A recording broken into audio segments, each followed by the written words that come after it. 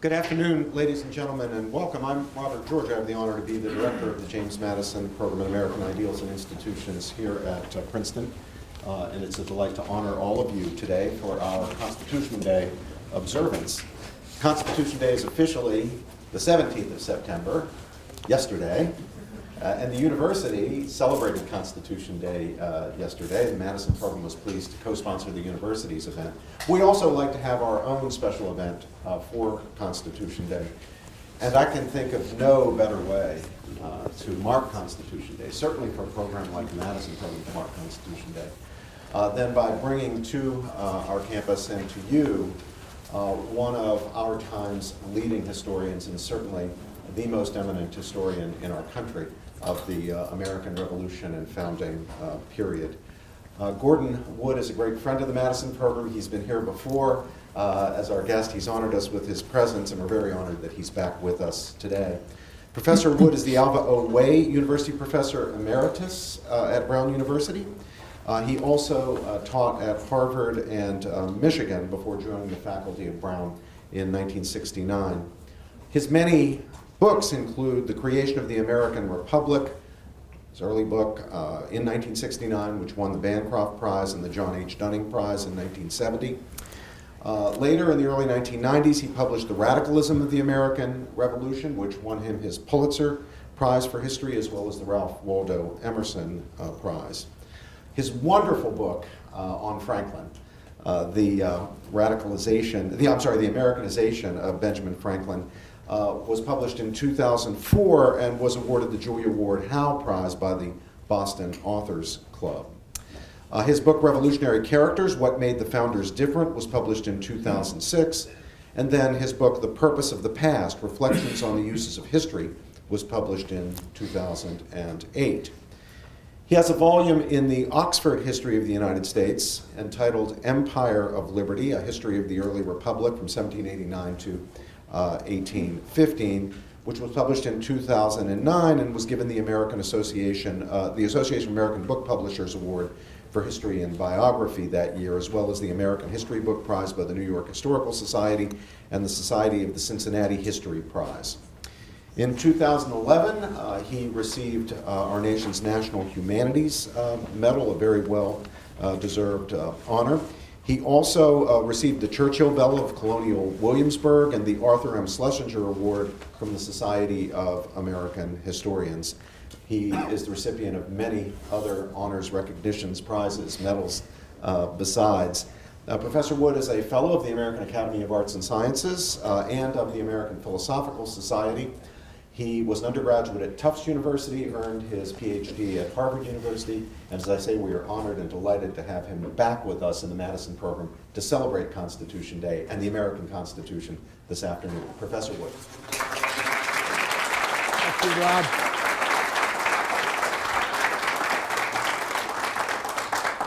Well, thank you, Rob. That was a lovely introduction. I suppose there's some certain irony in talking about Adams and Jefferson to celebrate Constitution Day, since neither was present at the Constitutional Convention. Adams was minister to Great Britain, and Franklin and Jefferson had replaced Franklin as minister to France.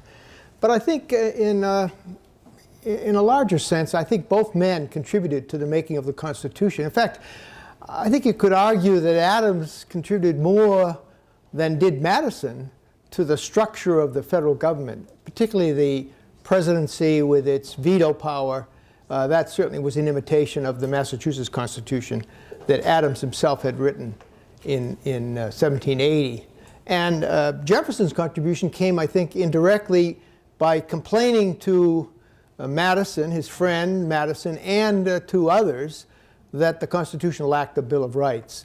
That Madison certainly didn't publish that letter from Jefferson, but others did, and it circulated, and people suddenly felt if Mr. Jefferson wants a Bill of Rights, then maybe we should have one, and Madison was forced to, compelled under pressure to change his mind. But I think what's linked these two men more than any other these two men, Adams and Jefferson, is the fact that they died on the same day, July 4th, 1826, 50 years after the writing of the Declaration, the Jubilee celebration of the Declaration. I think this coincidence alone has linked these two men forever in our national consciousness. But I think our memory and our celebration of the two men have differed greatly.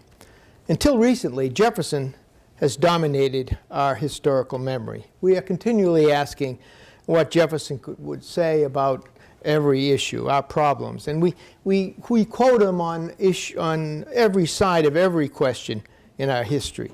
In fact, I don't think any figure in our past has embodied so much of our heritage, so many of our hopes as Jefferson. Most Americans think of Jefferson much as the first professional biographer. James Parton did. If Jefferson was wrong, wrote Parton in 1874, America is wrong. If America is right, Jefferson was right. Now, no one says that about John Adams. Indeed, until recently, few Americans paid much attention to Adams. And even now, the two men command very different degrees of affection and attention as founders. While Jefferson has hundreds, if not thousands, of monographs, books devoted to every aspect of his wide-ranging life, Adams has had relatively few works written about him, and with many of these focused on his apparently archaic political theory. Jefferson's mountaintop home, Monticello, has become a World Heritage Site, visited every year by hundreds of thousands of people from all over the world. By contrast, Adams's modest home in Quincy, in Massachusetts, maintained by the National Park Service, is hard to get to and receives only a small fraction of Monticello's visitors. I found out not too long ago that during the off-season they close it up on weekends. Jefferson has a huge memorial, as you know, dedicated to him, located on the tidal basin just off the mall in our nation's capital. Adams has no such monument in Washington, and those who would like to erect one and have struggled, I think, for nearly 2 decades without success. Now, in 1776, no American could have predicted that the reputations of Adams and Jefferson would so diverge. Indeed, at the time of independence, Adams was by far the more well-known of the two. No one had contributed more to the movement towards independence than Adams. Jefferson admired Adams for that reason and shared his passion for American rights. They were two radicals in the Congress. And the two revolutionaries soon became good friends because of that common passion. During their missions abroad in the 1780s, their friendship was enriched and deepened. And then the French Revolution and partisan politics of the 1790s strained that relationship. In 1796, Vice President Adams succeeded Washington as president, with Jefferson selected as vice president. Adams assumed that he, like Washington, would be re-elected as president to a second term. When after a very bitter campaign in 1800, perhaps the most scurrilous campaign in our entire history, Jefferson defeated Adams for the presidency. Adams was deeply humiliated, refused to attend Jefferson's inauguration, and then the break between the two former friends seemed irreparable. Actually, I think it's amazing that they became friends. Although they agreed on the significance of the American Revolution, they were very, very different from one another. Indeed, they were divided in almost every fundamental way. In temperament, in their ideas of government, in their assumptions about human nature, in their notions of society, in their attitude towards religion, in their conception of America. Indeed, in every single thing that mattered, they differed. Of course, what they did have in common was a deep and abiding hatred of Alexander Hamilton. They were physically very different. The virtual Mutt and Jeff. There must be some people here who remember Mutt and Jeff standing next to each other. Jefferson was tall, perhaps 6'2" or so, and lean and gangly. He had a reddish, freckled complexion, bright hazel eyes, and reddish blonde hair, which he tended to wear unpowdered in a queue. He bowed to everyone he met and usually talked with his arms folded, a sign of, I think, of his reserved nature. By contrast, Adams was short, 5'7" or so, and stout. By my physical constitution, he admitted, I am but an ordinary man. He had sharp blue eyes, and he often covered his thinning light brown hair with a wig. William Maclay, the caustic Scotch-Irish senator from Western Pennsylvania, had few kind words for anyone in his journal, but he was especially contemptuous of Adams, the vice president of the new federal government in 1789, and thus president of the Senate. Adams, wrote Maclay, was a childish man with a very silly kind of laugh, who was usually wrapped up in the contemplation of his own importance. Whenever Maclay looked at Adams, presiding in his chair with his wig and his small sword, Maclay said he could not help thinking of a monkey just put into breeches. Now, there's no doubt that Adams could sometimes appear ridiculous in the eyes of others. That was never true of Jefferson. Although Jefferson was often hated and ridiculed in print by his political enemies, no one made fun of Jefferson in the way they did Adams. Jefferson possessed the dignity that Adams lacked. Indeed, for many, Jefferson was the model of an 18th century gentleman, learned, genteel, and possessing perfect self-control, politeness, and serenity of spirit. Adams's temperament could not have been more different. He was high-strung and irascible. He had no serenity of spirit whatsoever, and to his great regret, he lacked what he called the gift of silence, something possessed by both Jefferson and Washington. Whereas in the Continental Congress, Adams was always on his feet, arguing, debating, pushing his colleagues towards independence, Jefferson rarely said anything publicly. He was much more effective in small groups. Jefferson hated personal confrontations, and he valued politeness, treating even his enemies with grace and courtesy. Jefferson's extreme politeness, part of the Enlightenment emphasis on civility, his acute sensitivity to the feelings of others, and his keen desire not to offend, was the secret of much of his success in life.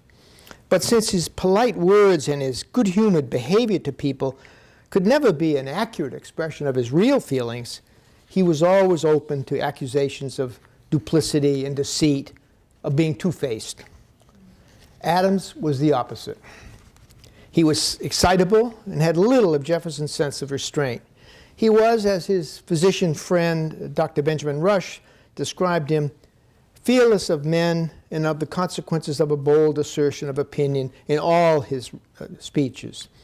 He had a sharp, sarcastic tongue, and he used it often, sometimes in the presence of the recipient of his derision. Adams was not taken with politeness and with hiding his feelings. He was, as Rush put it, a stranger to dissimulation, the very characteristic Jefferson was often accused of having.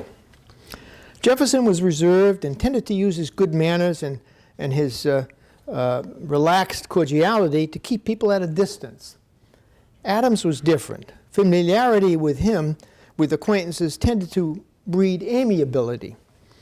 In 1787, his Harvard classmate Jonathan Sewell, who had become a loyalist, met Adams in London and was reminded of the appeal Adams had once had for him. Adams, he told a judge back in Massachusetts, has a heart formed for friendship and susceptible of its finest feelings. He is humane, generous, and open, warm to friendly attachments, though perhaps rather implacable to those he thinks his enemies. Once Adams felt at ease with someone, he could be much more jovial and open than Jefferson, more familiar, more revealing of his feelings. As Sewell suggested, people who got to know him well found him utterly likable. His candor and his unvarnished honesty won their hearts. But these qualities of forthrightness did not work well in public. Adams never quite learned to tailor his remarks to his audience in the way Jefferson did. Consequently, he lacked Jefferson's suave and expert political skills. The two men had even more fundamental differences. Jefferson was an aristocratic Virginia planter, a well-connected slaveholder, a patriarch, as he called himself, reared in a hierarchical slaveholding society. He inherited land and slaves from his father and acquired more land and more slaves from his father-in-law. By the early 1770s, he's become one of the wealthiest planters in all of Virginia. Although there was no one in America who knew more about more things than Jefferson, and I include Franklin in that, it was not his obvious intelligence and his learning that catapulted him into membership in the Virginia House of Burgesses. His political position flowed naturally from his wealth and his social eminence. Now, by contrast, Adams was middling born in a Massachusetts society that had was far more egalitarian than any society in the South. Adams had few connections outside of his town of Braintree, and his rise was due almost totally to merit, to his intelligence, his learning, and his hard work as an attorney. By the early 1770s, he's become the busiest lawyer in the colony of Massachusetts, and in many eyes the most respected for the breadth and depth of his legal and historical knowledge. Most of his wealth was acquired from his law practice. He became reasonably well off from his legal career, but he never became one of the wealthiest members of Massachusetts society, and that was something that always rankled him. But even more important than these differences, I think, were their political differences.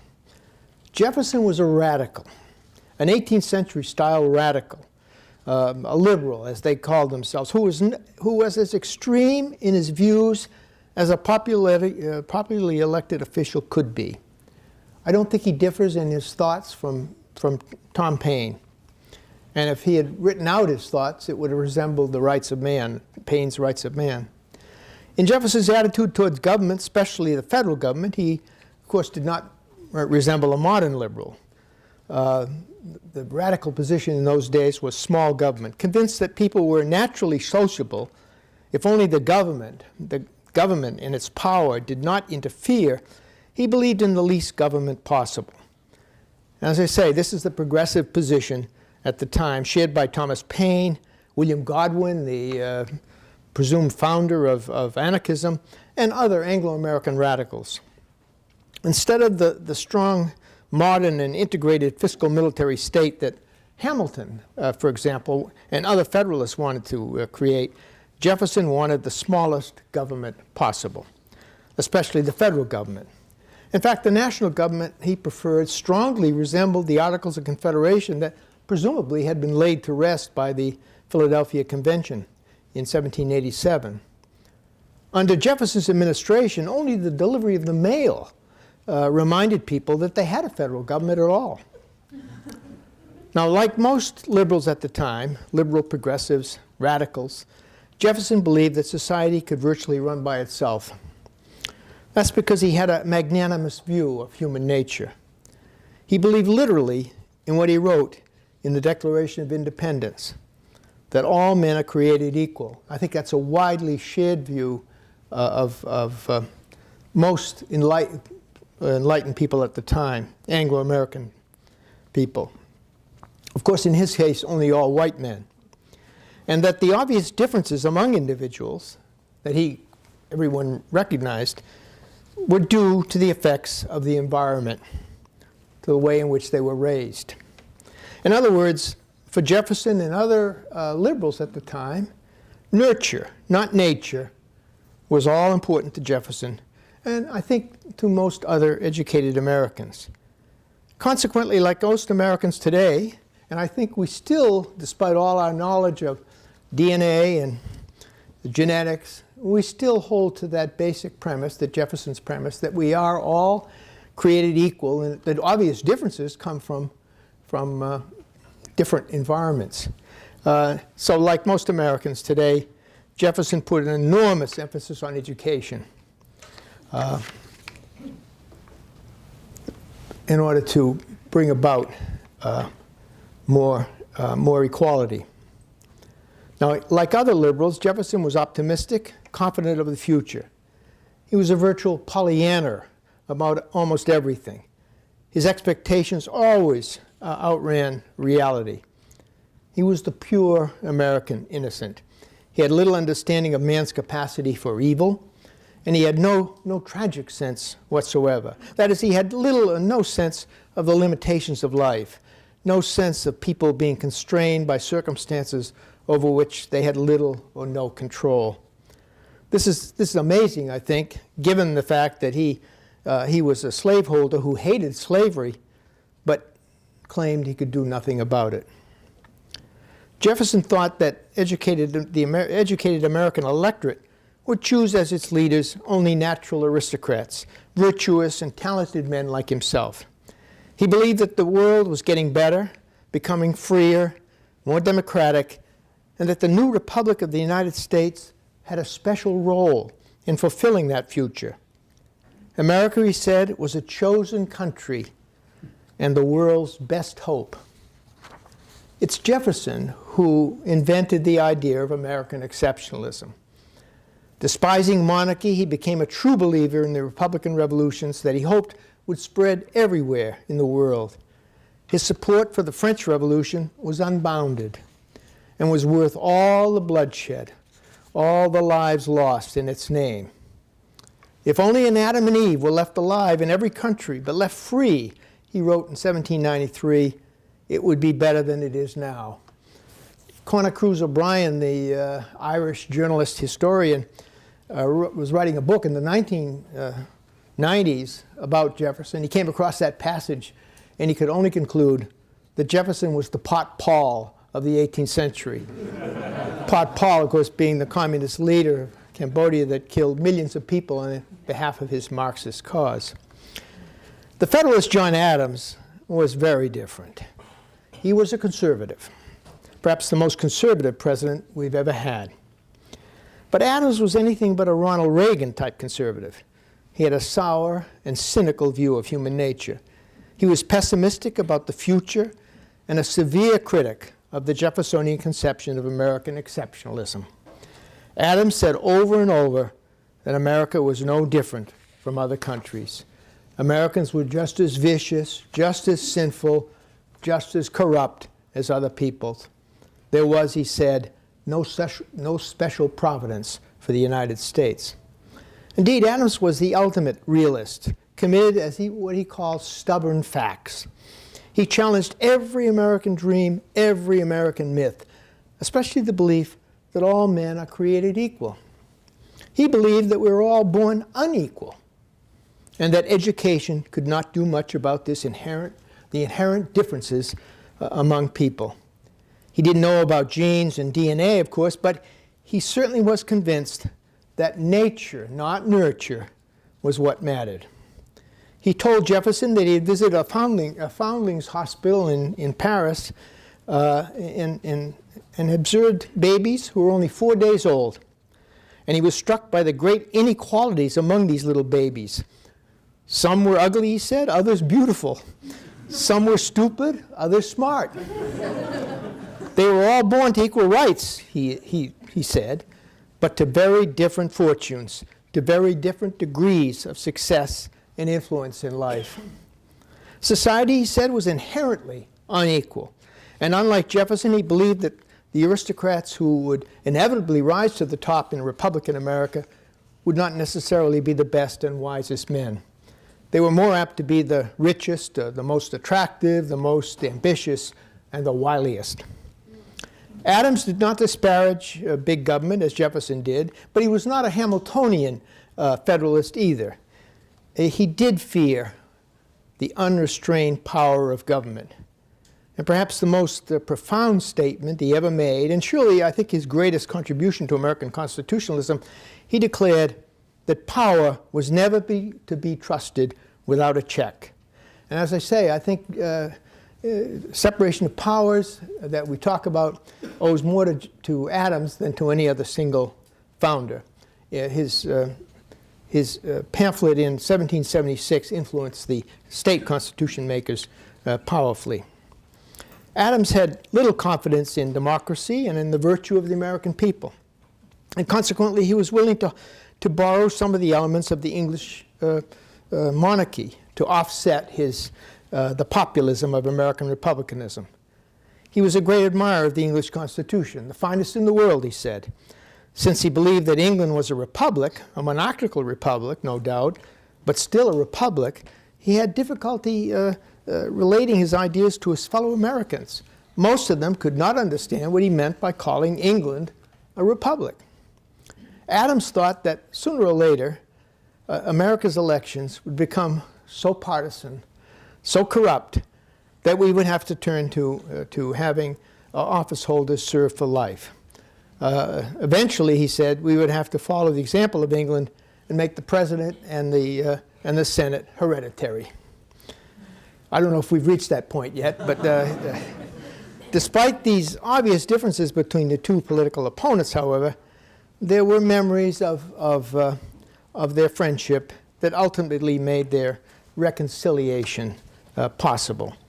In 1812, as Adams's partisan passions tended to fade, their earlier friendship was painstakingly restored, almost entirely through the efforts, and I would say entirely through the efforts of Dr. Benjamin Rush. He worked 2 years to bring the two back together. Over the next 14 years, Adams and Jefferson exchanged over 150 letters, with Adams writing twice as many as Jefferson. In fact, Adams at one point realized that he was writing so many letters, and he apologized to that. And Jefferson says, "Don't worry, I enjoy your letters. They're better than anything I could write." And so Adams said, "Well, how many correspondence did you have last year? How many letters did you receive?" And Jefferson answered, well, this was in 1820. Jefferson answered 1,200 something.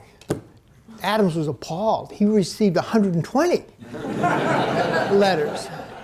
I mean, he realized that Jefferson was a superstar, international superstar, corresponding with the Tsar of Russia or Alexander Humboldt, the great German naturalist.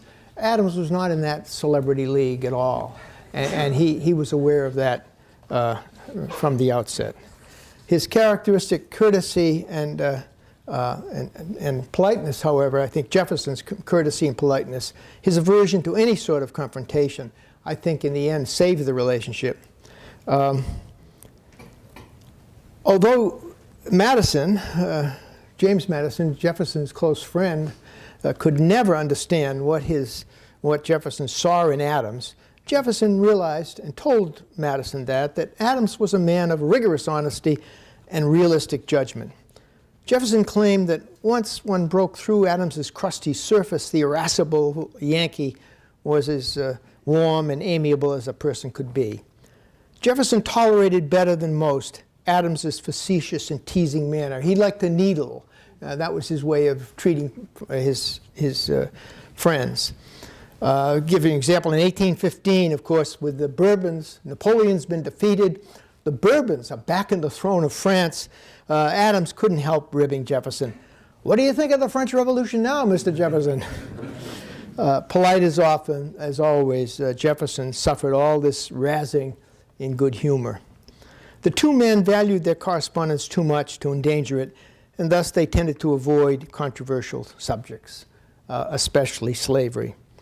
But in their exchange of letters, the two came to realize that they both equally and deeply loved their country. They had always been polite to one another personally. They had never said things. Their followers were vicious, but they themselves never said anything harsh to one another. And their civility made that reconciliation possible. They knew that they had this combination, you might say, of idealism and realism had helped create the country, and that realization was enough to sustain the revival of their friendship. But Adams always knew, as I suggested, that it was an unequal relationship. He always knew that he would never have the acclaim from his fellow Americans that Jefferson had and would continue to have. Adams may have been more honest, more realistic, telling us Americans what we need to know, truths about ourselves that are difficult if not impossible, to bear.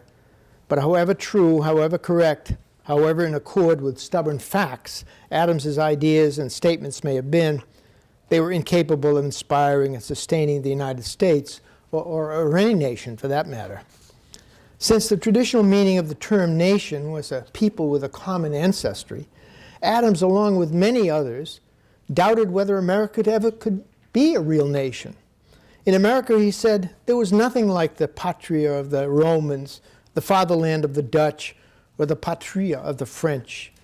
All he saw in America was an appalling diversity of religious denominations and ethnicities. In 1812, he counted at least 19 different religious sects in the country. We are such a hodgepodge of people, he concluded, such a omnium gatherum of English, Irish, German, Dutch, Swedes, French, etc., that it's difficult to give a name to the country characteristic of the people. By contrast, Jefferson's ideas and statements could inspire, could nourish the diverse peoples of the United States. By the early 19th century, the Declaration of Independence, authored by Jefferson, had taken on a sacred significance, something not at all anticipated in 1776 by either Jefferson or Adams. When Adams realized, this was in the 1790s, that Jefferson was becoming noted and acclaimed as the author of the Declaration, he was jealous, beside himself with jealousy. If he had known in 1776 how important the writing the Declaration would be, he would have written it himself. But he was chairing about 24 committees. He was in 24 committees, chairing many of them, including the Board of War that was waging war against the English. And they let this young squirt who had just joined the Continental Congress, Thomas Jefferson, write the thing, little realizing that he would be acclaimed as the author. Jefferson, later in his life, realized how important that was becoming, wrote to his son-in-law and said, look, the desk on which I wrote the Declaration is going to become a relic. I'm going to give it to you. Now, it's Lincoln, I think, Abraham Lincoln, who came to see how important the Declaration had become. And he's the one who, in a sense, rescues the founders. Prior to the Civil War, when people talked about the Founding Fathers, they didn't mean the people we talk about, Jefferson, Madison, Hamilton, and so on. They meant William Bradford, and John Smith, and William Penn, and the 17th century founders. It's only after the Civil War, and Lincoln is crucial in this, that the Founding Fathers that we honor became the Founding Fathers. When Lincoln said in 1858, all honor to Jefferson, he paid homage to the one founder who he knew could explain why the breakup of the Union could not be allowed and why so many lives had to be sacrificed to maintain that Union. Lincoln knew what the Revolution had been about and what it implied, not just for Americans, but for all humanity, because Jefferson had told him so. Lincoln exploited the phrase in the Declaration that all men are created equal in order to make a nation out of an ethnically and racially diverse people who lacked a common ancestry. In other words, Lincoln had to justify a nation that was not a traditional nation. Half the American people, Lincoln said in 1858, had no direct blood connection to the founders of the nation. These German, Irish, French, and Scandinavian citizens either had come from Europe themselves or their ancestors had, and they had settled in America, and amazingly, they had found themselves our equals in all things. Although these immigrants may have had no actual connection in blood with the revolutionary generation, that could make them feel part of the rest of the nation. They had, said Lincoln, that old Declaration of Independence with its expression of the moral principle of equality to draw upon. This moral principle, which was applicable to all men in all times, made all these different peoples one with the founders. And then he goes on this incredible image, as though they were blood of the blood and flesh of the men who wrote that Declaration. This emphasis on liberty and equality, he said, and then he shifts metaphor, was the electric cord that links the hearts of patriotic and liberty-loving men together, that will link these patriotic hearts as long as the love of freedom exists in the minds of men throughout the world. Lincoln, of course, could never have invoked Adams on behalf of his cause. Adams was too ornery, too contrarian, too cynical, too realistic, perhaps, to offer any such support for America's nationhood. Adams had no answer for the great problem of American diversity. How the great variety of individuals in America, with all their different ethnicities, their different races and religions, could be brought together into one nation. Jefferson, of course, did have an answer. As Lincoln grasped better than anyone, Jefferson offered Americans a set of beliefs that throughout the generations have supplied a bond that holds together the most diverse nation that history has ever known. Our saving grace, I think, in a world of immigrants. Since now the whole world is in the United States, nothing but Jefferson's ideals can turn such an assortment of different individuals into the one people that the Declaration says we are. To be an American is not to be someone, but to believe in something. And that something is what Jefferson declared. That's why we honor Jefferson and not Adams. Thank you.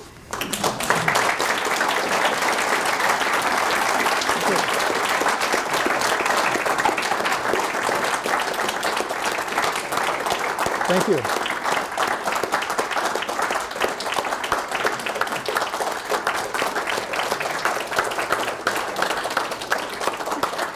Thank you very much.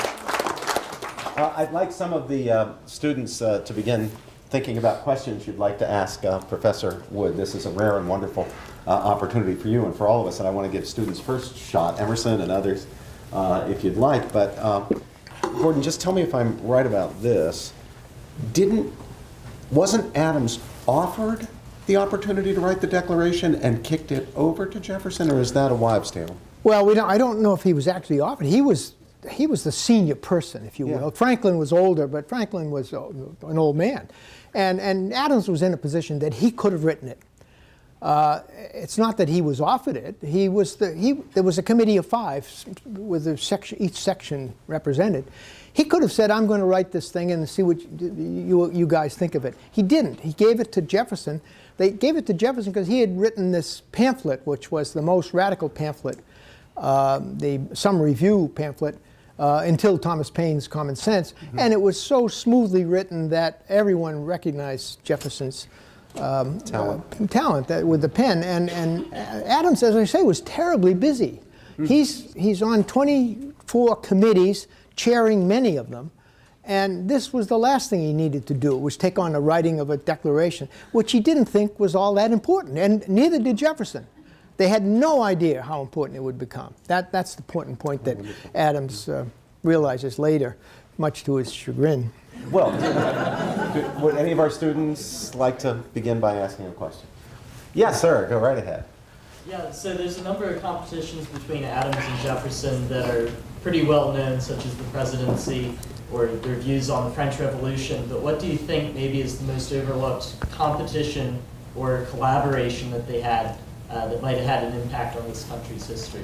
When did they come together on something? What's like the most overlooked competition they had between each other, or maybe even when they came together? Well, the competition was, of course, in the 1790s, but they collaborated on the independence. It's Adams who's really running that show, and Jefferson's just going along with it. I mean, he's a radical too, but he's new. He missed the First Continental Congress because he became ill, and he sent this document along with his delegation, which became the summary view of the British relationship. Now, if I follow what you're asking, the competition was terrific. I mean, they couldn't have differed more, although Jefferson tried to downplay it. When he was elected vice president, with Adams being president in 1796, 2 different parties. It was, in those days it was possible to do that, given the nature of the Electoral College.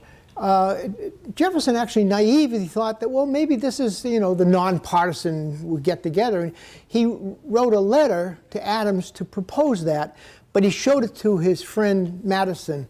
What do you think of this letter and of conciliation? We're coming together. And Madison says, don't send it. You might find that this will come back to haunt you later. Madison was far more realistic, I think, about the political situation than Jefferson, and so he never sent it. And he refused to, at that point, Jefferson makes no effort to be part of the administration, even though he's vice president. So I'm not sure what more you wanted. Well, maybe we could flesh out a little this way. One of the things they disagreed about profoundly was slavery. But you say they avoided the discussion because they knew it was a divisive. They talked about it in 1819-20 with the Missouri crisis. That couldn't be avoided. And Adams never pushed Jefferson on it, but he privately said to his own friends and to everyone in his family, although Abigail was dead at that point, look, thank God I've never owned a slave, and I'd hate to be part of that world. Jefferson's letters, correspondence, are now being, in the retirement series, are now being published. They're up to about 1819 or so. Those last 7 years, are really depressing because Jefferson becomes a fire-eating Southerner. We have to understand that this celebration of Jefferson is not the celebration of the real Jefferson. It's the Jefferson that we want to believe in, who believed in the Declaration of Independence and in the exceptionalism of America. But by 1820, he has become really frightened of what's happening and a defender of the South and its way of life. As much as he hated slavery, he's looking after the South. He feels that the North is coming at them, and many of his letters sound like somebody writing in the Southerner writing in the 1850s. The fear of Northern aggression. David McCulloch, in his biography of Adams, tells us that among the things that Adams loathed about slavery was the sexual exploitation of slave women by their masters, and of course he knew of, and that charge was made, and Adams knew about it. Not everyone believed it at the time, and of course we've only had, in recent years, have historians come on board, given the DNA findings and Annette Gordon Reed's work. It's now, I think, very persuasive that Jefferson had a concubine, that is Sally Hemings. What's hard to understand, however, is he showed no recognition of his offspring. You know, he'd enter the birth of a baby by Sally Hemings into his farm book alongside the new heifers and new pigs that were born in Monticello, and he'd say a child born of Sally Hemings. Those are his children, presumably, and he shows no recognition of them where many other planters did, giving them presents and so on. And Madison, Hemings, and the other boys said that later in life. He showed us no affection, showed us no recognition. But the Monticello is now has a room, which they're designating Sally Hemings' room, where she presumably lived. She was certainly a privileged servant and was treated differently, as all the Hemings were. You have to understand that Sally Hemings was his wife's half-sister. It's a complicated situation. She's a quadroon. Her offspring are octoroons, which in Virginia law at the time was legally white. That's why many of the children went off and became white. Sally, as according to one slave, was nearly white. That's the phrase he uses. So he probably had, although Jefferson railed against miscegenation, he must have convinced himself that that this woman was not all that different from him, and was nearly white. She was only 1/4 black, and all the Hemings kids were treated, family were treated well in the household. But not with personal paternal affection. No, that's right. I mean, they had privileged positions because Betty Hemmings was the concubine of Jefferson's wife's father. Yes, right over here. Next question. So Professor Wood, you mentioned Jefferson and Adams sort of uniting in their hatred, I think you said, of Alexander Hamilton. But then, of course, Jefferson and Adams, as much of what your talk was about, had their own animosities with each other. A lot of it was political, not just personal. Right. And I guess during the Washington presidency, of course, the Jefferson-Hamilton conflict was the sort of main tension there. And then, obviously, there was a Jefferson-Adams conflict in the Adams presidency. Could you sort of rehash that triangle a little bit? And also, I guess, looking beyond just that time period, which conflict Jefferson-Hamilton or Jefferson-Adams sort of contributed more to the beginnings of partisanship here in the United States? You have to understand, Hamilton and just to clarify, Hamilton and Madison collaborated in the Federalist and were advocates for the Constitution. What seems strange is how come they broke apart in the early 90s. I think the answer is that the government that Madison wanted was not the government that Hamilton created. If you read the 10th Federalist carefully, you see it's full of judicial imagery. Madison wanted the government to be an umpire, and he uses that term, an umpire, a disinterested umpire that would would make decisions about what's good for the country in a judicial-like manner.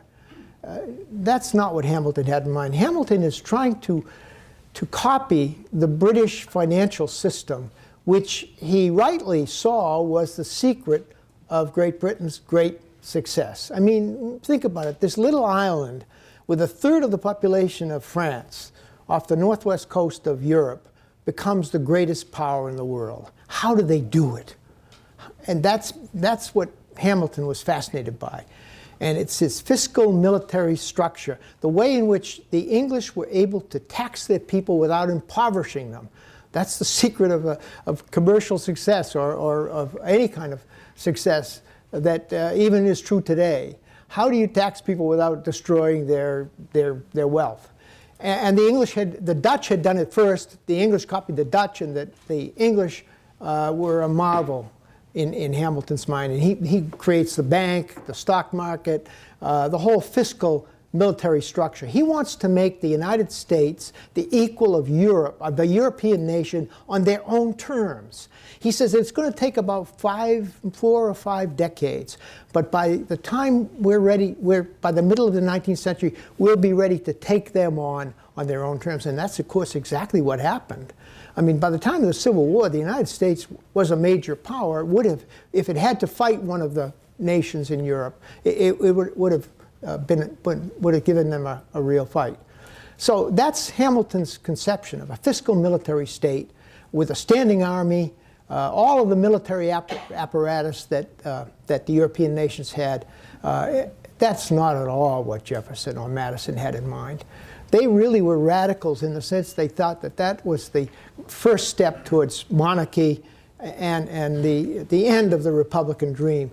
War, they wanted a substitute for war. Economic sanctions, we would call them.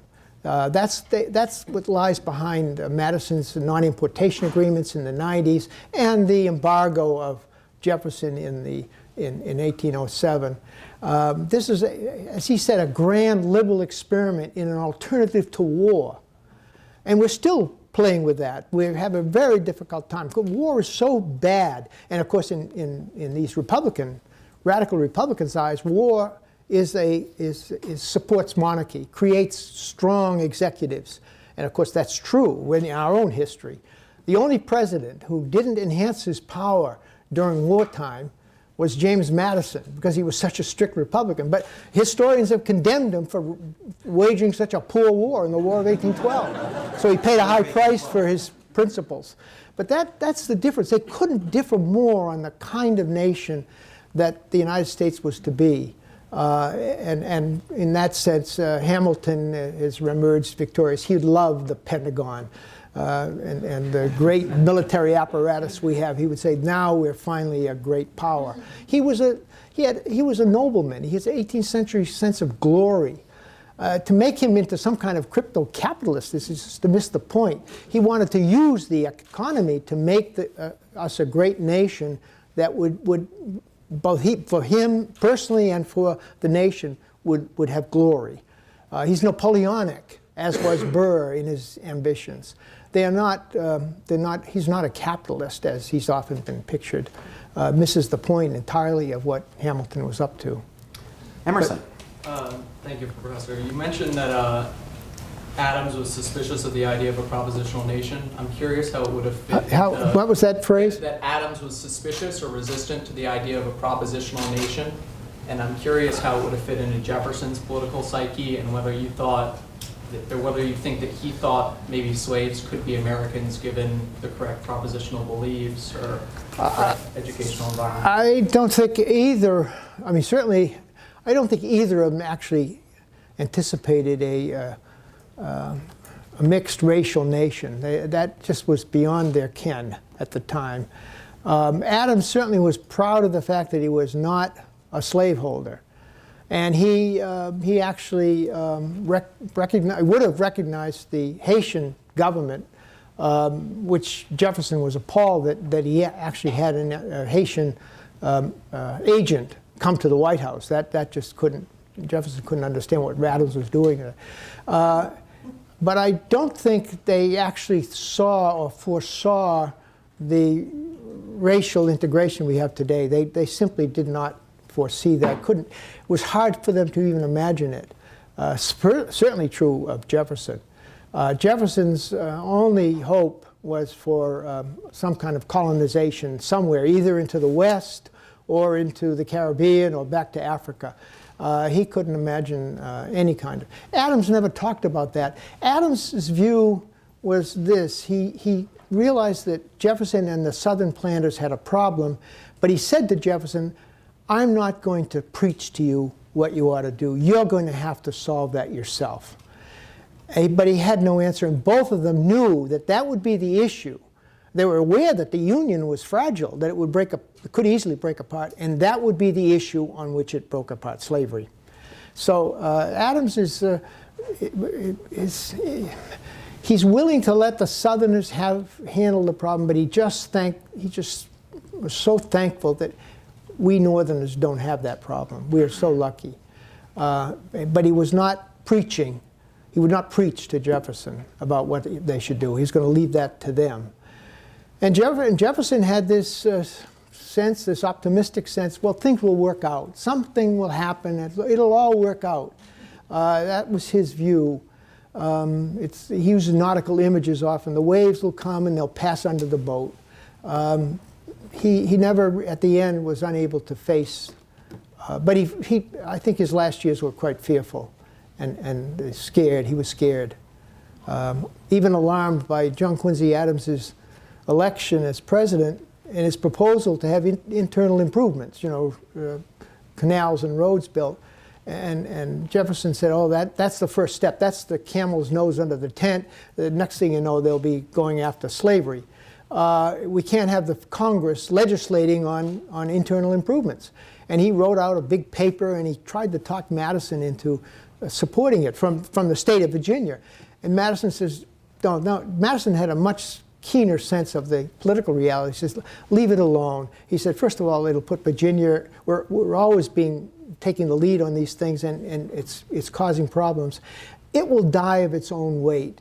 Politically, it's just not viable, and Madison was right. The proposal that Adams had, John Quincy Adams had, went nowhere and died in the Congress without any fight from Jefferson. But Jefferson's proposal, which you have in the Jefferson Papers, was quite radical, saying that this is the first step towards consolidation. This will threaten our way of life and so on. All, as we say, dog whistles for slavery, for protecting slavery.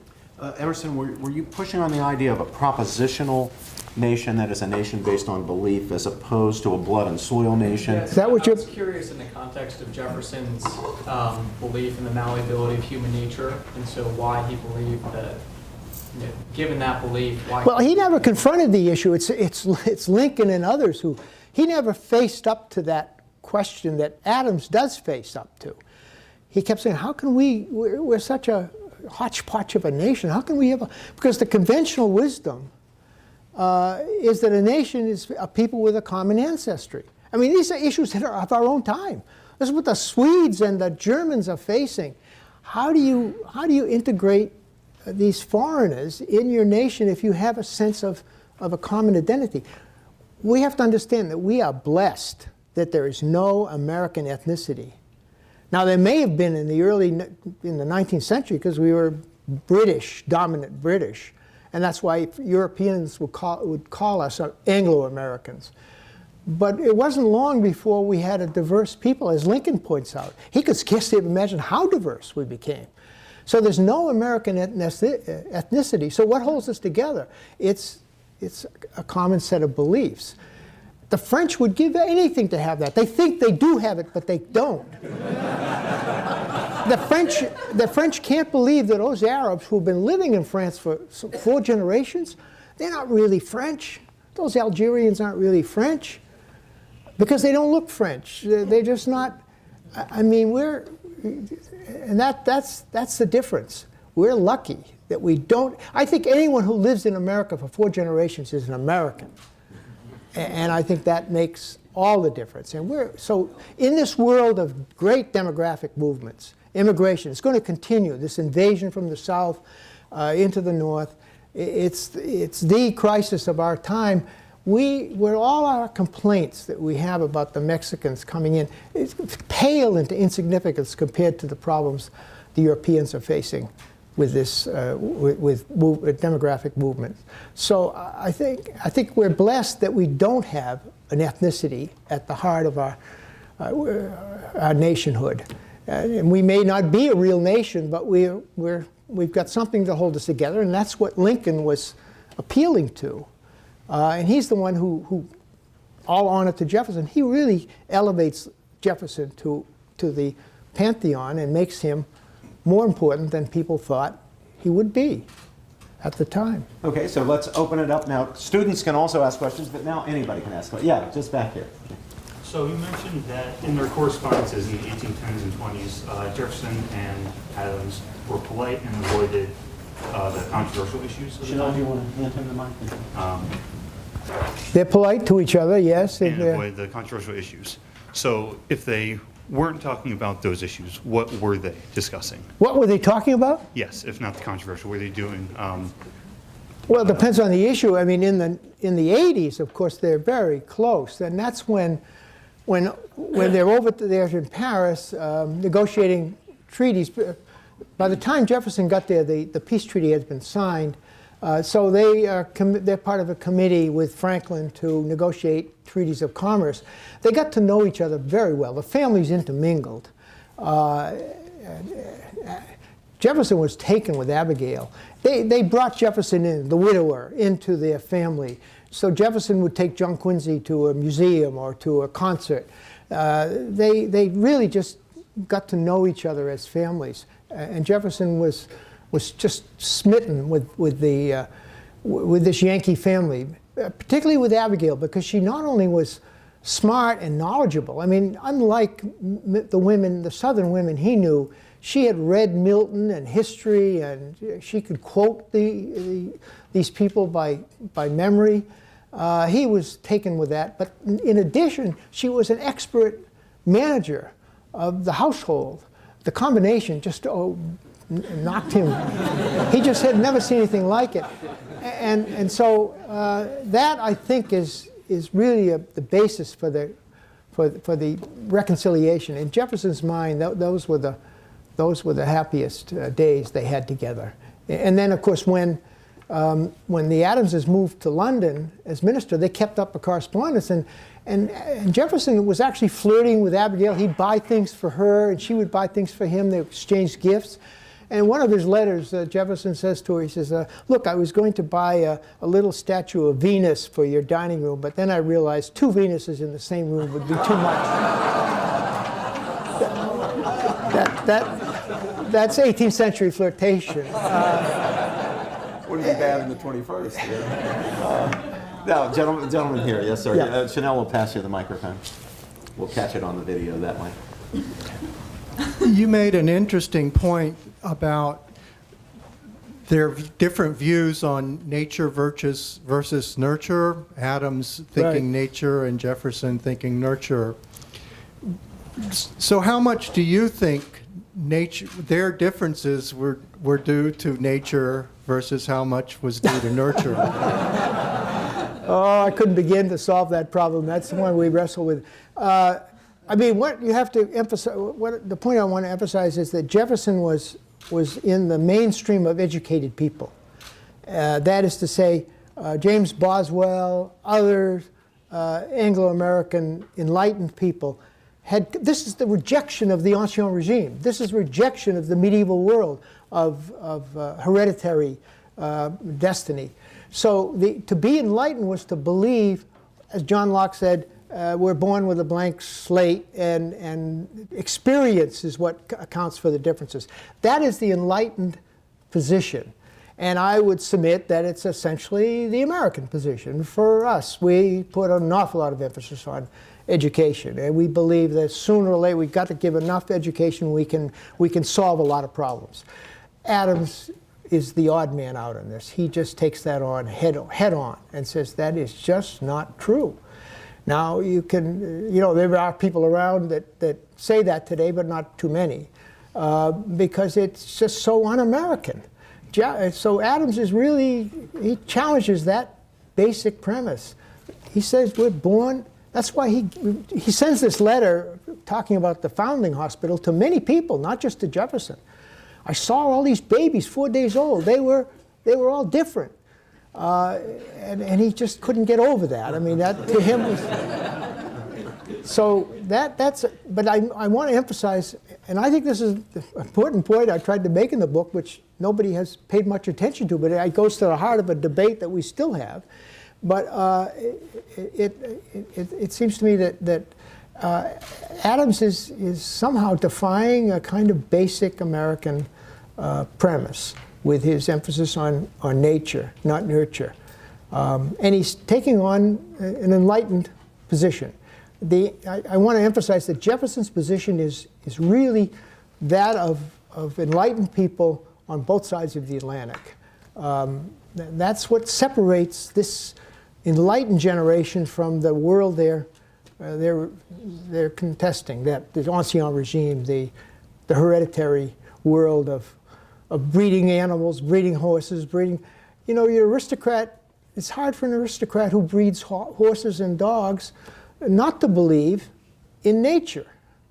So they had that kind of experience. They felt that, well, nature is important, and this, since I'm on top, I must be better than other people.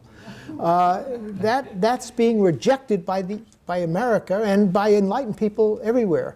And nothing could be more important in the history of Western civilization than that crisis, that rejection of blood. Now, the irony is, of course, that Americans spend more money on tracing ancestors than any other nation in the world. We are the most ironical nation in the history of the world. Gordon, did Adams worry that Enlightenment ideology sounds great, but it ends up in the terror and the guillotine? Right, of course. He thought that that's what would happen when you put a people who are ill-equipped for popular government. They're going to end up with a Napoleon. And so he's realistic about the world, and that's been true in our experience. It's not easy to build a democracy, and he said that. And he just feared that Americans would end up doing that we might not have the capacity. He has moments of more confidence, and I think what's interesting in the end, in their old age, Adams, there's a kind of transformation. Adams becomes more serene, happier, and Jefferson becomes more morose and pessimistic. Even though he's had trouble with his children. Abigail dies, of course, but one of his, except John Quincy becomes president of the United States, and he's alive to see that. But the other son essentially commits suicide, or drinks himself to death, and the other boy comes home at the age, well, something familiar to us today, comes home at the age of 35 with his career in shatters, and comes and lives at home with his parents. But he had John Quincy. So he realizes that on the slavery issue, he's on the, as we say, on the right side of history. And he writes about how he is being celebrated by his Massachusetts citizens in a way that hadn't been earlier. He's on every committee, although he disagrees with many of these old Federalists. He realizes that he is somehow something of a patriarch in the state of Massachusetts, and his son is doing well. So there's a sense of well-being. Fortunately, he dies before his son gets defeated by Andrew Jackson. Both of Adams and Jefferson thought Jackson was sort of what we think of Trump, I suppose. A man out of the woods who has no education, and what is he doing? Jefferson was appalled that he came as close as he did in 24 to becoming president. He died before Jackson actually did become president. They were really frightened. You see, neither man anticipated the democratic nature of 19th century America. In fact, all the founders who lived into the 19th century died disillusioned with what they had wrought. The society became much more democratic, much more paper money hungry. They had no understanding of paper money. They just thought that banks were, a crucial thing in the Constitution is the Article 1, Section 10, which prohibits the states from doing certain things, one of which is to print paper money, which had been really one of the issues that Madison was most concerned about in the 1780s. Creditors are hurt terribly by inflation, and this seemed to be a terrible abuse of popular government, which is what was called democratic excesses of the 80s that helps account for the Constitution. That's why Madison wanted a veto given to the national government over all state laws or state bills. It's totally impractical, although he hangs on to that till the bitter end. They finally get around it by Article 1, Section 10, which limits the states on certain things. You can't print paper money, can't levy tariffs, violate contracts, and so on. But that would have stymied the economy. It never would have been able to grow if there was no paper money. So the states get around that by chartering banks, which in turn print the paper money. And so the whole antebellum economy, which was quite vigorous, although terribly bad for individuals, lots of people going out of business, ruined, debtors and so on. But the economy grows through this paper money. It's a chaotic world. We don't have a good history of this. It's simply not, maybe it's too difficult to write, but can you imagine these hundreds of banks printing their paper money and they're circulating? This is the capital, the capitalism that breeds the capitalism of the antebellum period. And we know very little about it. They were appalled by it. They just couldn't imagine this kind of world. As all older people, they found it very difficult to deal with the modern world. Yes, Bronwyn.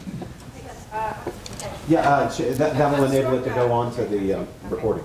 I'm struck by the irony that between the two men. Say louder, I'm struck please. by the irony that between the two men, Yes. the more radical egalitarian and anti-aristocratic of the two is Jefferson, who's the one born into Right. Southern gentry privilege. Is there a sense that he was naive or almost lacking self-awareness that of his own privilege, his own high position in society, whereas Well, I guess Adams, the man of merit, had a realism coming from him? Look, Jefferson is the first limousine liberal, if you will. And what is ironic is that the Southern planters, these aristocratic slaveholding planters, are the base of the Republican Party. the Republican Party, which is in opposition to the Federalists, the New Englanders, which is the base is in New England, is pro-democratic, because they never saw they never really saw the abuses of democracy. Jefferson never lost an election in his life. He has complete confidence in the people. He doesn't trust legislators, because they somehow sometimes legislatures get apart from the people, but the people itself, he just has this complete confidence in. He talks about the people. Adams had none of that, and the Federalists didn't, because they were living in a much more egalitarian democratic society. They knew what democracy could be like, and therefore they are much more skeptical of it, much more hesitant to support popular government. So it's that paradox, if you will. It helps explain what is the great, I suppose the greatest irony in our history is that our spokesman for democracy, the apostle of democracy, as he was called, Jefferson, was a slaveholding aristocrat. That, that's the ultimate irony, I guess. But all of these planners were the foundation, the base of the Republican Party, which became the Democratic Party. And it's just another one of the ironies in our history. Yes? Yeah? Yes, up here, sir. So now we'll hand you the microphone. There you go. A few years ago, Professor George presented a program, the title of which was something like, "Should the Constitution be rewritten?" Is that? Be rewritten. Yes. Yeah. And I remember one of the panelists commenting that if we could find a group of people as talented and as wise as the founders, then maybe. Which led me to think, how were the founders, Jefferson and Adams and others, viewed by their contemporaries? Were they regarded as the sages that we now think of them?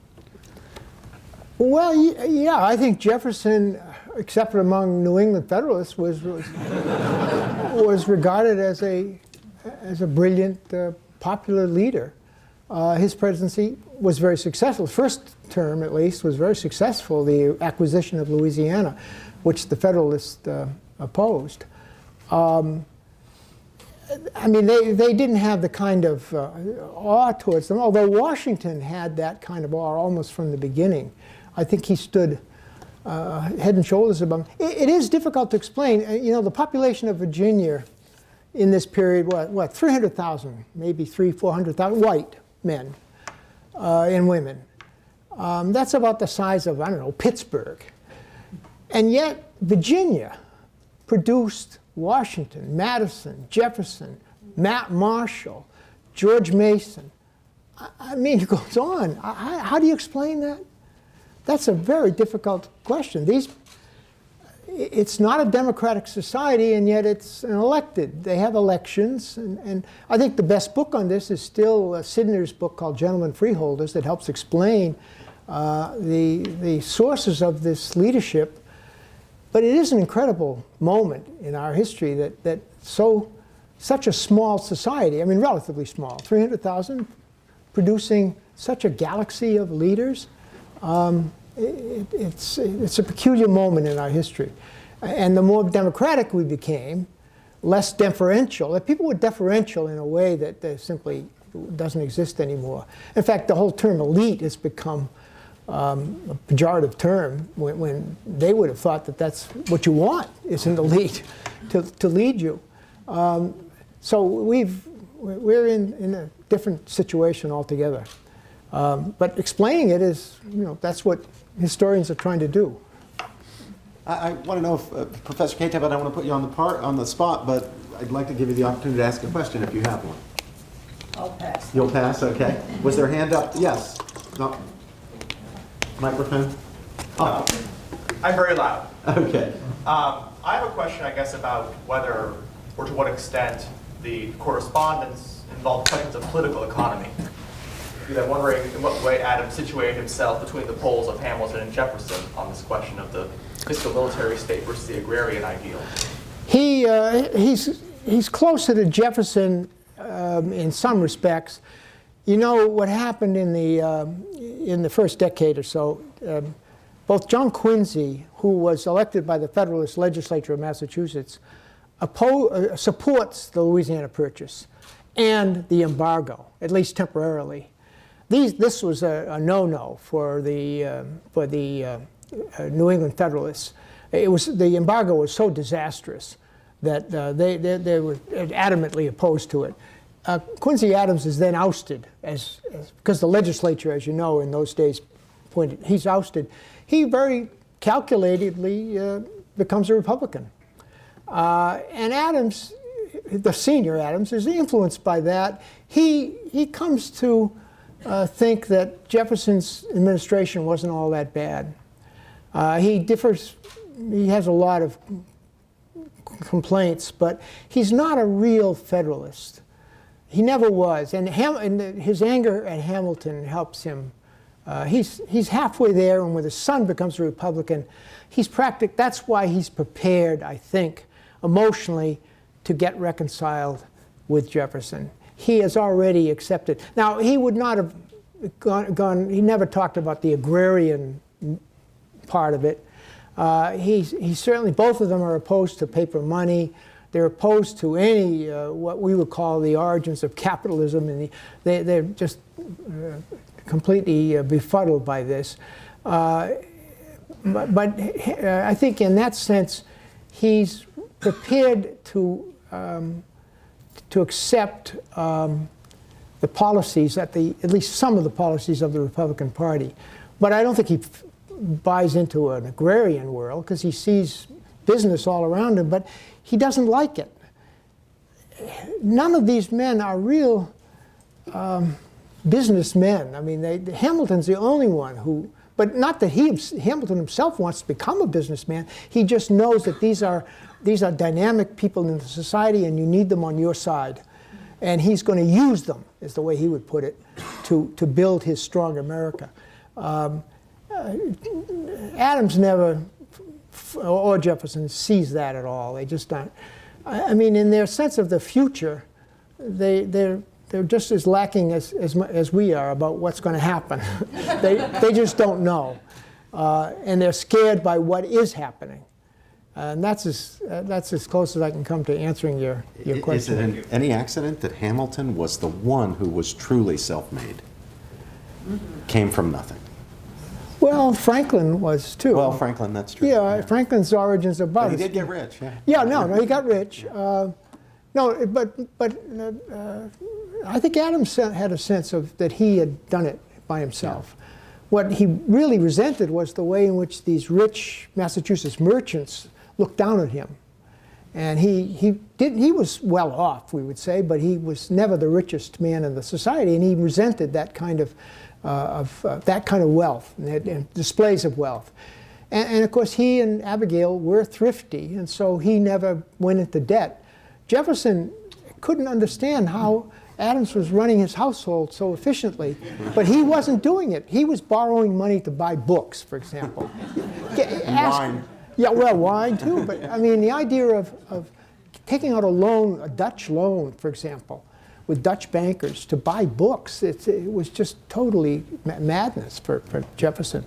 And he left his family in bad straits. Professor, come in. Let me bring you back to the next one. To your thesis you were talking about. And then I took to be that American nationhood rests on a set of beliefs. Right. That rest on the Declaration Day and the Constitution. Now, every time one reads historians now, not you, but many historians, one reads that the Constitution and the Declaration are so stained by slavery that they're discredited.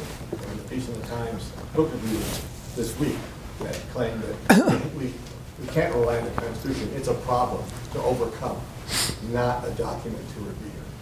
So how do you view the way your discipline now is viewing the American Constitution? I think that we're in, that's a reflection of the zeitgeist that we're in. The American story, the Revolution, the colonial history, our whole history is a tale of woe and oppression. If that's what you believe, well, then it's a discouraging thought to be an American. I think there's another side, that's all. And I would hope, it's not that the facts are wrong, but it's that there are lots of facts, and you choose those that you think will make a a story or a narrative or a balance, if you will. I think that there's Sean Wilentz has got a new book on the Constitution on this issue, and he says the one saving grace of the Constitution, it never uses the term slave and identifies a slave with property. And he makes this whole argument on that point, which enables the Constitution to survive with Lincoln. Lincoln could appeal to the Constitution because it does not mention slavery. Now, it's complicated because it sounds like many Southerners interpreted it to mean that the slaves were property. But the fact that it's never explicitly stated becomes important to Wilentz and I think to Lincoln. But these are issues that are, the historiography right now is very depressing.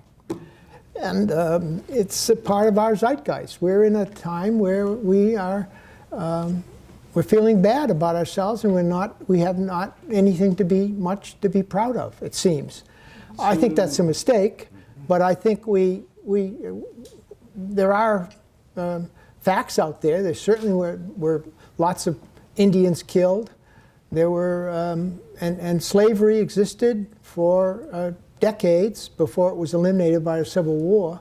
And then, of course, racism continued even after the Civil War, and it's really not until the 1950s and 60s that civil rights were acquired. And even now, people feel that's not, black Americans are not given full citizenship. So from that point of view, it's a sordid tale, and that's what we're emphasizing now. I think partly because it helps mobilize people to do something. That history becomes politics by other means, in a way, so you can mobilize your base to do things. But the danger is that you create such a negative view of the country that you create a backlash. And of course, the gap between professional or academic history writers and what we call popular history writers has never been greater.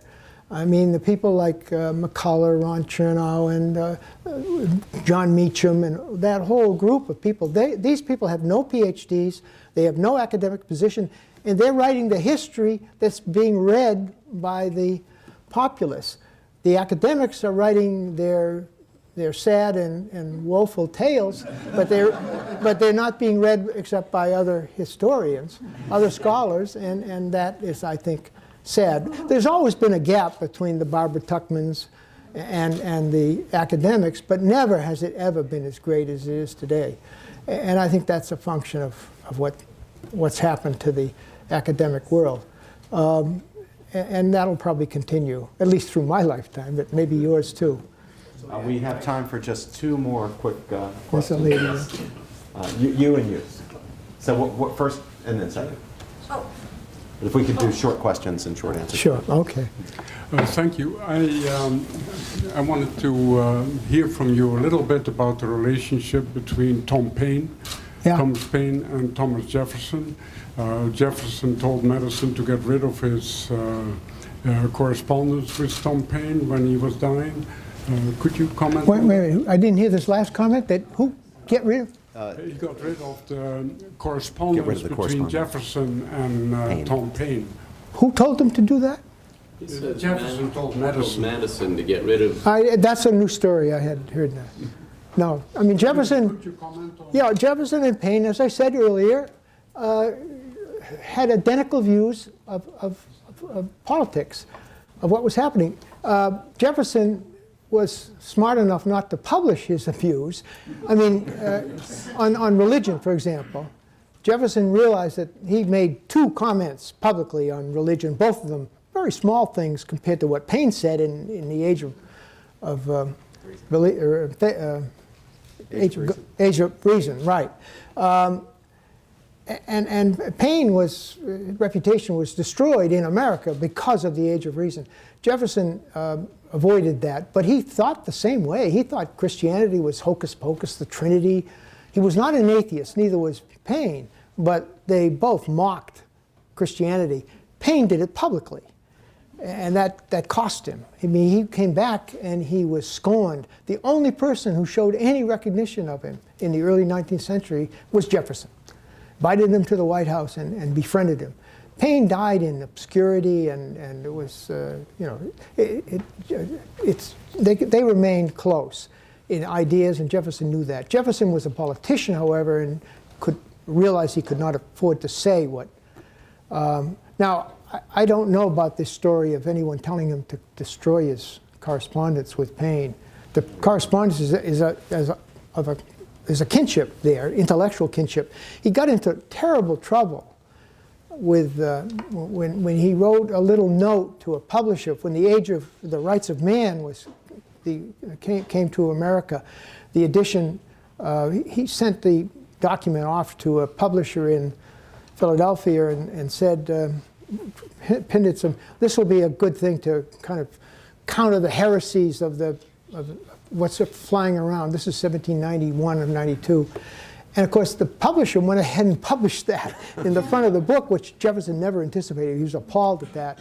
And of course, the reference was to Adams in particular, because Adams was spouting pro-monarchical views. Adams kept denying that he was doing this, but he's wrong. Adams is actually defending the English monarchy. But he described it, you see, he had this peculiar notion that the English monarchy was really a republic because it had a House of Commons. And the fact that it had a hereditary monarch didn't seem to affect that. So that was very difficult for people to understand. So he's talking about a possible hereditary Senate, a possible hereditary president. Well, these kinds of statements were appalling, and this is what Jefferson's referring to. And it caused a greater rift. That was one of the things that separated them. And our final question, just up there. I'll be loud. I took your course in 1973 on the Federalist Papers. I'll never forget it. This is bringing it all back. I'm so excited. I just wanted you to evoke the election that was so bitter between Jefferson and Adams. And was there any outside interference by a foreign power? Yeah, okay. Well, look, no, this is a complicated, and it is an important issue. Leading up to that election, there was the crisis of 1798, where the French threatened to invade the United States, and the Federalists were frightened of that, and there was talk about that, and there was a possibility of that. You have to understand the background to the Alien and Sedition Acts. The French, under Napoleon, were invading countries all over Europe, creating puppet republics. The Bavarian Republic in Holland. Napoleon was invading northern Italy, Germany, creating these puppets. Well, why not come to the United States? They had invaded once before. The French army had come over here. That was a real fear. And they had a fifth column ready to meet them and collaborate with them, the Jeffersonian Republicans. That's the background to the election. Now, unfortunately, Adams defied all his cabinet, everybody, and sends a mission to kind of solve the French problem. Unfortunately, the results come back, a convention, ending the quasi-war, but after the election. If it had come before, he might have been reelected, but it comes too late, and he's defeated. And the Alien Sedition Acts were passed under this kind of crisis, which has forever discredited the Federalists. You still see references to it. Well, it's similar. I use the comparison to 1942 when we were apparently threatened with an invasion by the Japanese. And we rounded up 125,000 Japanese people of Japanese ancestry, many of whom were citizens, and put them in concentration camps. This was, Earl Warren signed off on this. He was Attorney General of California. FDR signed off on it. And it's a bad blot in our history. But to understand the mentality of people in 1942, we're truly scared of a Japanese invasion. Now, that's the situation in 1798, and it's the background to this very, very heated election. And so there were fears of French influence on elections. They thought, the Federalists thought the French were running the Republican Party. They were a bunch of Francophiles and fanatics. And the Federalists were accused of being monarchists because they were supporting England. And this was, of course, during the titanic struggle between France, revolutionary France, with Napoleon emerging as a leader, and the English, who are defending monarchy, but stability and, you might say, liberty in some ways. So it was a momentous event, and that's the background, I think, to the very vicious election. Before I ask you to join me in thanking Dr. Wood for this wonderful lecture and discussion, I just want to briefly call your attention to the upcoming events in the Madison program. So Tuesday, September 25th, we have a panel called Consequences of an Idea, Assessing 100 Years of Communism.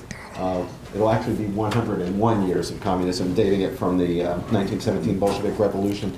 That will feature Professor Carlos Iyer of Yale, Professor Sergio Kleinerman, our colleague here at Princeton, Flag Taylor, a new visiting fellow of the Madison program, and Marzena James, who's a lecturer here at Princeton.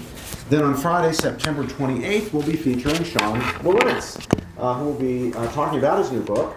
The title of Sean's presentation will be No Property in Man, Slavery and Anti-Slavery at the Nation's Founding. And commenting on Professor Wilentz's presentation will be the distinguished historian Alan Gelzo and law professor Earl Maltz.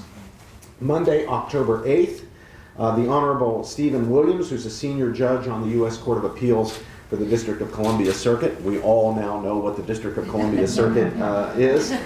Stephen Williams will be coming to talk about some work he's done, historical work, and this is entitled The Reformer, How One Liberal Fought to Preempt the Russian Revolution.